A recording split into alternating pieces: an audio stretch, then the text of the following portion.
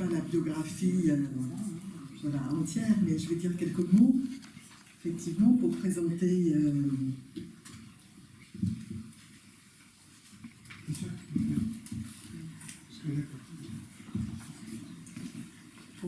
Jacinta. J'aimerais bien qu'elle soit là. De toute façon, on va peut-être l'attendre. Donc, ça va être un jeu à 3 voix. Parce qu'il va y avoir du hindi, de l'anglais et du français. What do you think? It will be Hindi, English and French? Is that okay with you? For the poems, for the translations? Hindi first, English and French. Yes, that's fine with you?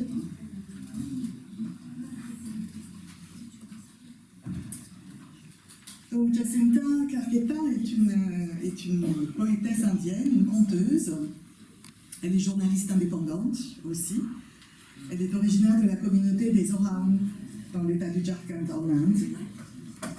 Et elle met en lumière de façon très radicale et systématique les injustices perpétrées contre les peuples adivassis en Inde, ainsi que leur lutte. Merci à l'Institut français en Inde d'avoir rendu possible son voyage et son séjour, puisqu'elle venait d'Inde. Et son séjour en France a été possible à travers le programme d'échange culturel indo-français ou franco-indien de la Villa Swagatam. Et son invitation a été mise en œuvre en fait par la maison Julien Gracq, donc à côté de Nantes. Donc nous restons vraiment dans la poésie. Et elle y a passé un mois, elle est encore jusqu'à la fin du mois de mars, et elle a participé à de nombreux événements aussi, en lien avec la Maison de la Poésie à Nantes et dans d'autres lieux aussi. Je voudrais aussi remercier Emma, donc mon centre de recherche, études montpelliéraines du monde anglophone, à l'Université de Montpellier, Paul Valéry, d'avoir rendu possible donc son voyage de Nantes jusqu'à Montpellier et son séjour ici. Merci évidemment à Poetry Talks et bien sûr à la Maison de la Poésie Jean Joubert de nous accueillir, et merci à vous d'être là. Jacinta ne mâche pas ses mots.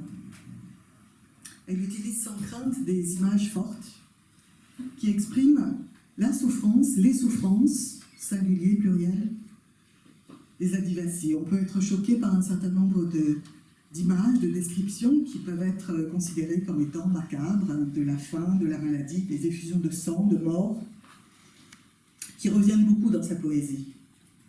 Cependant, sous les décombres de la dévastation se cache toujours l'espoir présent de liberté et de révolution qui brûle dans le cœur des adivassis et dans la poésie de Jacinta, comme des braises. Et c'est effectivement ce qui donne le titre au recueil qui a été publié en français par les éditions Bagnan. Et on fera en sorte qu'il y ait un recueil présent dans les rayons de la bibliothèque à la maison Jean Joubert. Donc la traduction est faite par Annie Monteau. Et tout le travail de Jacinta, en fait, se situe entre ces deux mots, liberté et libération. Donc aujourd'hui, vous allez entendre quelques poèmes. On en a choisi 4. Mais comme à chaque fois, ils vont être lus dans 3 langues différentes, on s'est dit que votre journée allait être suffisamment remplie, et donc nous nous sommes limités à 4 poèmes.